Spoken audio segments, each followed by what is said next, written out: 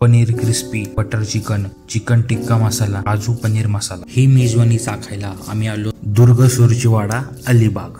आमच्यासाठी बैलांची जोडी हजरच होती स्वागताला।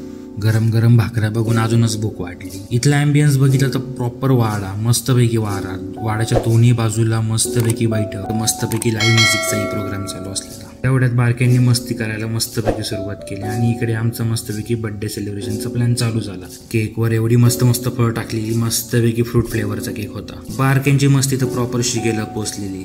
पनीर क्रिस्पीनी येऊन मध्ये बरोबर जागा पकडली। तेवढ्यात मागून चिकन क्रिस्पीनी एंट्री घेतली। आधी बरोबर केकचा कार्यक्रम उरकू आणि नंतर बाकीचे वाटप करू। या पोरी म्हणजे जेव्हा भावाच्या मैत्रिणी आणि ह्यो केक म्हणजे निव्वळ मैत्रीचा घास। हा फ्रूट केक असलाय भारी, सगळ्यांनी मिळून एका दमात संपवला आणि आम्ही एक छोटासा सेल्फी घेतला आणि रिकाम्या डिशा बघून बारक्यांची परत मस्ती चालू झाली, कारण रिकाम्या डिशा नुसत्या बघवत नाही। आणि तेवढ्यात आमची ऑर्डर आली, काजू पनीर मसाला, चिकन टिक्का मसाला, बटर चिकन, ही आमची ऑर्डर।